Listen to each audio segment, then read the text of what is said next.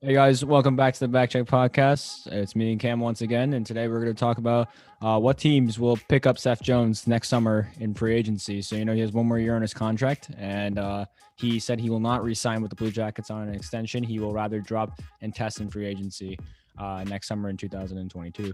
So currently, we're going to be discussing what three teams might pick up Seth Jones the following summer. Maybe if he gets his contract bought out somehow miraculously in the next few days, then he might go to the free agency and test this year. But I don't feel like that's going to happen. They're just going to make him play next for this season and next season, and then he'll go to free agency. So Cam, kick us off. If there's three teams that are going to get Seth Jones, who are they and why would they get them?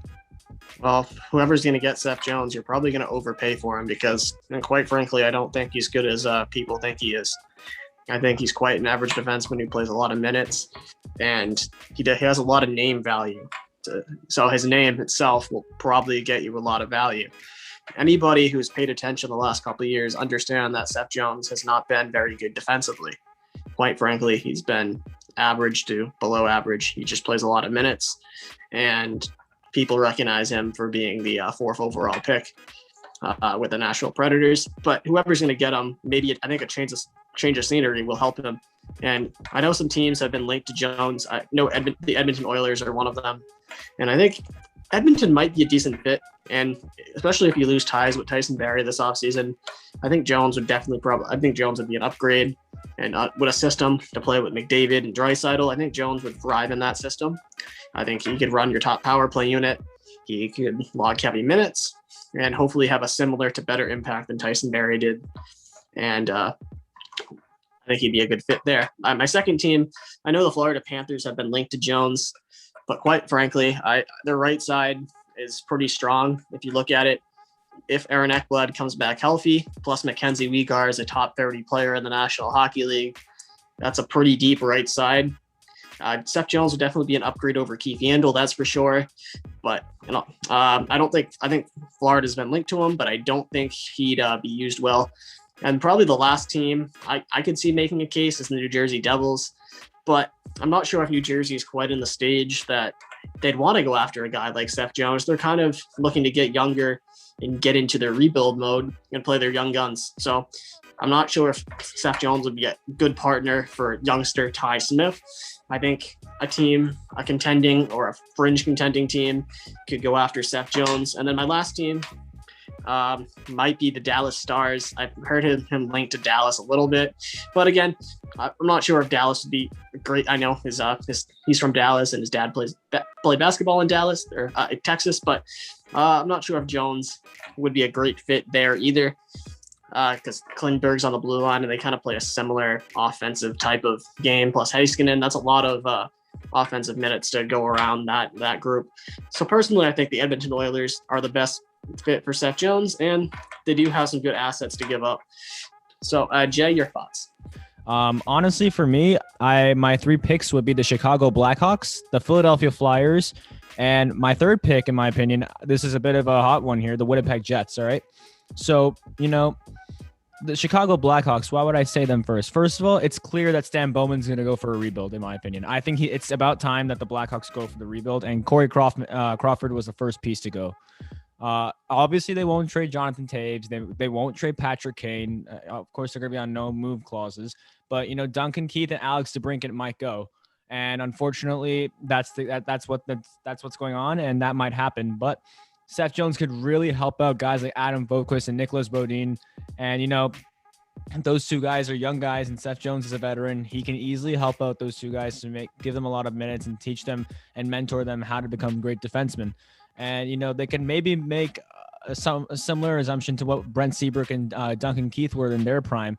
They won 3 Stanley Cups with those two guys, and they were incredible. So the Chicago Blackhawks are my first fit. And I mean, honestly, you got to look at Seth Jones and his contract. Do they want to pay him the same way they pay Brent Seabrook? Seabrook was at a $6.875 million AAV until he had his unofficial retirement. So, that's a lot of cap space that's being wasted there for the Blackhawks. So you got to think wisely here. And Jones is obviously going to offer a lot of money. So it's going to be tough for the Blackhawks here. Now, the Philadelphia Flyers. The Flyers defense was probably the worst I have seen in years this season. Everything was bad about this team. They need to fix everything. And, Ivan Provorov is in there. He's a good defenseman, solid. He can shoot the puck a lot. I don't know about how his defensive skills are, but he can definitely shoot the puck. He's a great shooter, and then they got new guys like Felipe Myers, and then you got Travis Sanheim. Those three guys can easily be great assets for the Philadelphia Flyers in the future. And, adding Seth Jones to that list just makes it even better. Again, no hate to Seth Jones. He's definitely one of the great defensemen that we've seen in the last few years, but honestly, I don't think that his production rate will go will have a solid increase. It might stay around the same in the mid 30s or low 40s, but who knows? It can be anything for him. So the Philadelphia Flyers will be my second pick. They just really need to get a veteran on that D. I mean, they don't really have much since the departure of like several defensemen that were prior to him, like Radko Gudas, for example.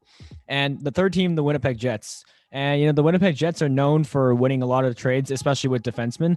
You look at Neil Pionk, when they gave away Jacob Trouba, they're going to need someone to put and they're going to need a veteran defenseman to put back in that role of Jacob Trouba to help out guys like Neil Pionk, all right? They also lost Dustin Byfuglien, so if you think about that, 2-star veterans are gone. Tyler Myers is also gone. So now you have Derek Forbort and you got Dylan DeMello. I mean, both are solid, right? And, you got to think maybe they need a solid defenseman here. And I think Seth Jones would be the best pickup for him. He's a veteran defenseman, and the Jets defense is super young. This team overall is very young. So in my opinion, the best fit would be the Winnipeg Jets, but the team that will sign him will probably be the Philadelphia Flyers. All right. And the reason I'm saying the Flyers is because the Flyers have had an awful season. Nothing went right for them. Goaltending was the worst part of it. And the defense, I would say, is the second. They had some great shooters out there like Kevin Hayes and Jacob Voracek and, of course, Claude Giroux and Sean Couturier, who did okay this season, but the defense was an absolute mess. It was a tire fire. So they really need to amp up on that. So in my opinion, I would probably go with the Flyers to take Seth Jones. Now, the last thing I want to talk about Seth Jones is that salary cap, is his salary. Do you think he would go for, if a team offered him like a little less money than what he wanted, but they're Stanley Cup contenders, like for example, the Avalanche, or I don't know, like the Canadians, or maybe even if the Vegas Golden Knights offer him a contract, do you think he would accept it if they were offering lower money? I don't think so. I think Seth Jones is probably his next deal. He's technically in his prime. So technically, when you're on the market, this is when you need to take the most money in theory, because this is your big payday. This is like when you turn the age of 27, 28 years old, you're right in the thick of your prime. And you saw with Alex Pietrangelo, the Blues were a good team. And they offered him decent money, and he went to a better team.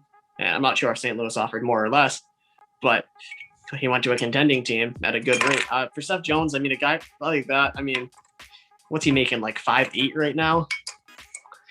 He's making around $5 to $6 million per year right now. Yeah, right now. I mean, personally, I think that's overpaid for him, and I think on the market he'll probably get somewhere around 6.5 to 7. Yeah. Would I take? He's probably gonna want to raise on his next deal. So I mean, I personally, I don't think he's gonna.